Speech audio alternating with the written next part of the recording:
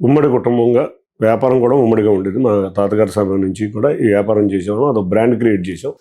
నేను అయిపోయినాక నేను కానీ ఆయన కానీ తీసుకుని వెళ్ళి ఒక బ్రాండ్ క్రియేట్ చేసాం. సరే, వ్యాపారంలో కూడా ఏ రోజు కూడా మాకు అంత విభేదాలు ఉండేవి కదా. కానీ సహించలేని పరిస్థితుల్లో చిన్న చిన్న మాటలు ఇవన్నీ కూడా అంటాం. సరే, ఎందుకు మనం ప్రశాంతంగా విడిపోదాం, ఇప్పుడు ఎందుకు ఈ ఇష్యూ అనేది వచ్చి విడిపోయాం. ఏ రోజు కూడా దాని ఇష్యూ మీద ఇది చేయలేదు. విడిపోయిన కాడి నుంచి కూడా తట్టుకోలేని మనస్తత్వం వల్ల వ్యాపారంలో కూడా నేను చాలా ఇబ్బందులు పడ్డాను. నేను బయటకు వచ్చి ఒక వ్యాపారం అంతా ఆయనకి ఇచ్చి, నేను వ్యాపారం ఉంచుకుంటే వేరు, వ్యాపారం అంతా ఆయనకి ఇచ్చి.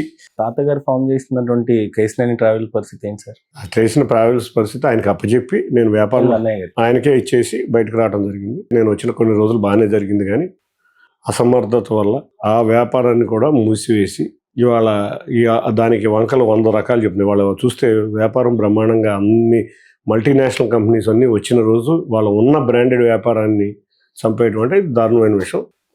తన ఇన్ఎఫిషియన్సీ అక్కడే అర్థమవుతుంది. కుటుంబాల పరిస్థితి ఎట్లా సార్? మరి మీరిద్దరు విభేదాలున్నా పిల్లలు కలవటం కానీ మీరే చూశారు కదా, ఎలక్షన్ సమయంలో నన్ను ఏ విధంగా విమర్శించారో. ఏ రోజు పిల్లలు కూడా నన్ను పిల్లలుగానే ఫీల్ అవుతాను.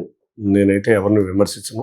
పిల్లలను కూడా విమర్శించే స్థాయికి దిగజారే పరిస్థితి ఆయన చేసుకున్నాడు. కానీ నేను మాత్రం ఆయన్ని ఇష్యూ బేస్డ్ విమర్శలే చేశాను. కానీ ఏదో మరీ శృతి తప్పినప్పుడు ఈ మధ్య కాలంలో మాట్లాడాను. కానీ ఆయన విషయాలు ఏ రోజు కూడా శృతి తప్పకుండా నేను రాజకీయంగా కానీ నువ్వు చేసిన అభివృద్ధి మీదే మాట్లాడాను. మీరు చూస్తే ఎలక్షన్ సమయంలో ఆయన మీట్ ద ప్రెస్ పెట్టి రకరకాల ఆరోపణలతో 100 పుస్తకాలు పెట్టాడు. దాంట్లో ఏది నిరూపించలేపాడు.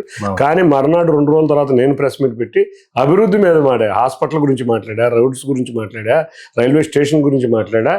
అదే మాట్లాడడం కానీ ఏం చేసావు 10 సంవత్సరాల్లో ఉన్నాను. కానీ ఇవాళ నేను అధికారంలోకి వచ్చినాక వాటిలన్నింటినీ పరిష్కరించే మార్గంలో చూపించాను. ఆ 100 పుస్తకాల్లో చేసిన విమర్శలు ఇంకా ముందుకు తీసుకెళ్తారేమో అనుకున్నాము. కానీ ఆయన సన్యాసమే తీసుకున్నానని ప్రకటించిన తర్వాత ముందుకు రాని పరిస్థితి ఆ సమస్య. సన్యాసం తీసుకున్నా కూడా విమర్శించాడు. ఈ మధ్య 9 నెలల బ్యాక్ సోషల్ మీడియా వేదికగా పిచ్చి ఆరోపణలు చేశారు. ఏదో కంపెనీ చంద్రబాబు నాయుడు గారు భూములు ఇచ్చేసారు, ఆ భూములన్నీ ఇతనికి అన్నాడు. అంటే నువ్వు గవర్నమెంట్ని విమర్శిస్తున్నావా, నన్ను విమర్శిస్తున్నావా నాకు అర్థం కాల. అదే ఇప్పటికి కూడా అది మీరు చూస్తే జగన్ కోవట్లోని వ్యక్తులు వీళ్ళందరూ. జగన్కి రకరకాల ఐడియాస్ ఉంటాయి. ఒకటి కోడికత్తిలాగా డ్రామాలన్నీ గులకరాయిలాగా, హెలికాప్టర్ రాయి, బాబాయి హెచ్చ, ఇటువంటి డ్రామాల్లో చూస్తే రపరప. మన ఈ మధ్య చూస్తే మామిడికాయలు రోడ్డు మీద ఇది చేయటం, ఇటువంటి రకరకాల డ్రామాల్లో ఇదొక రకమైన ఇంటర్నల్ డ్రామా. నేను రాజకీయ సన్యాసం చేస్తా అంటాడు. ఇటువంటి కోవర్ట్లను పెట్టుకుని ఏదో న్యూట్రల్ లాగే విమర్శలు చేపిస్తా ప్రభుత్వాన్ని అప్రతిష్ఠ చేస్తున్నాడు. ఇటువంటి దౌర్భాగ్యులు అందరూ తయారయ్యారు కాబట్టి రాష్ట్రం ఇంత ఇబ్బందికర పరిస్థితిలో ఉంది.